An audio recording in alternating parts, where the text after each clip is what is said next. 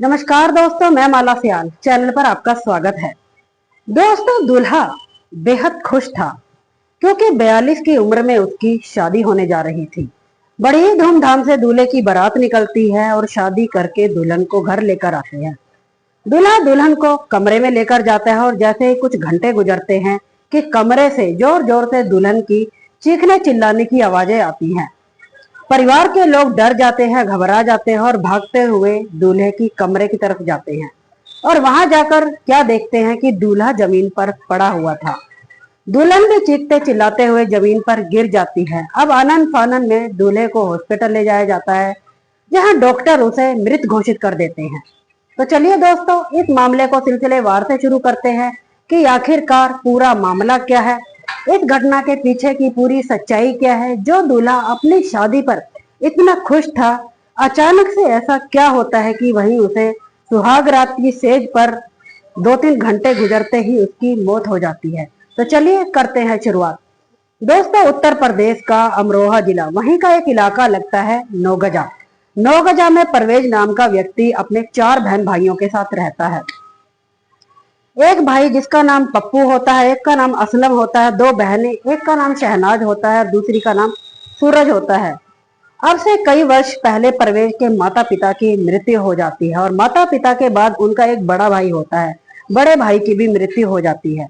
अब जो परिवार की जिम्मेदारी परवेज के ऊपर आ जाती है। वहीं का जामा मस्जिद, वहीं पर एक दुकान करता है कॉपी किताबों की अपने दोनों ही भाइयों के साथ।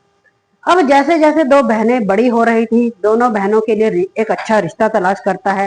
तलाश करके उनकी एक अच्छे घराने में बड़ी धूमधाम से शादी कर देता है। अब जैसे जैसे वक्त गुजर रहा था कि परिवार के लोग अब परवेज के ऊपर शादी का दबाव बनाते हैं, लेकिन परवेज शादी के लिए तैयार नहीं होता। वहीं जो गली मोहल्ले के लोग होते हैं वो भी परवेज को काफी समझाते हैं कि परवेज, तुम्हें अब शादी कर लेनी चाहिए, अब तुम्हारी उम्र बढ़ रही है, घर में पत्नी आ जाएगी और तुम्हारा भी मन लगा रहेगा और तुम्हारा घर बस जाएगा।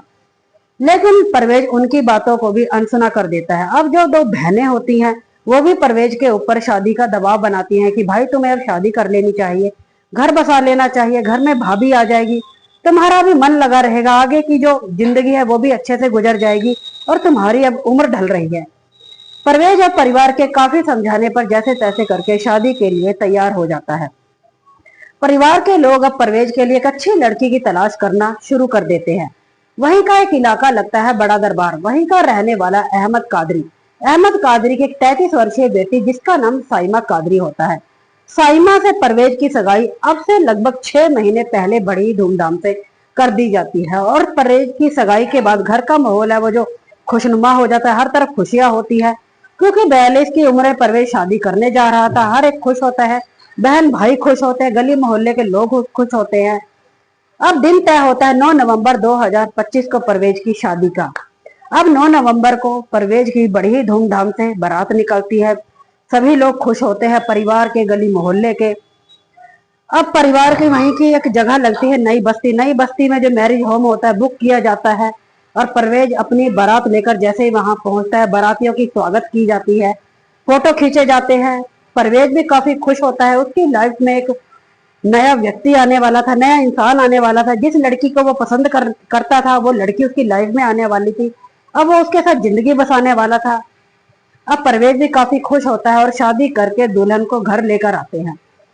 अब दूल्हा दुल्हन को कमरे में लेकर जाता है। उसकी जो सुहाग रात की सेज होती है उसे भी काफी अच्छे से सजाया जाता है, फूलों से महकाया जाता है। और जैसे ही कुछ घंटे गुजरते हैं कि कमरे से जोर जोर से दुल्हन की चीखने चिल्लाने की आवाजें आती है। अब परिवार के लोग डर जाते हैं, घबरा जाते हैं कि आखिरकार हुआ क्या है। अब वो भागते हुए परवेज के कमरे की तरफ जाते हैं। वहां जाकर क्या देखते हैं कि परवेज जमीन पर गिरा हुआ था। वहीं जो दुल्हन होती है वही चीखते चिल्लाते हुए वो भी बेहोश हो जाती है।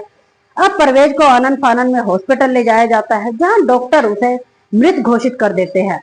डॉक्टर अब पुलिस को सूचित करते हैं, पुलिस भी वहां पहुंच जाती है। अब परिवार को जब इस बात की खबर लगती है कि परवेज अब इस दुनिया में नहीं रहा तो घर में कोहराम मच जाता है। अब जब दुल्हन होती है उसके परिवार वालों को सूचित किया जाता है तो वहां भी कोहराम मच जाता है कि जो बेटी अभी अभी दुल्हन बनी थी, अभी कुछ घंटों पहले उसकी शादी हुई थी, वो विधवा हो चुकी है। हर तरफ कोहराम मच जाता है। अब परवेज के जो शव है उसे पोस्टमार्टम के लिए भेजा जाता है। जब उसकी रिपोर्ट आती है तो पता चलता है कि हार्ट अटैक से परवेज की मृत्यु हुई है। अब एक तरफ जो गली मोहल्ले के लोग होते हैं उनका यह कहना है कि परवेज ने 42 की उम्र में ताकत के लिए गोलियों का इस्तेमाल किया था। वहीं जो दूसरी तरफ लोग होते हैं उनका यह कहना है कि परवेज ने 42 की उम्र में शादी की है, उससे खुशी बर्दाश्त नहीं हुई और इसके चलते ही उसे हार्ट अटैक आ गया। तो लोग तरह तरह की बातें करते हैं, लेकिन परिवार का रो रो कर बुरा हाल था। लड़की के परिवार वालों का भी रो रो कर बुरा हाल था कि जो बेटी अभी अभी दुल्हन बनी थी वो विधवा हो गई है।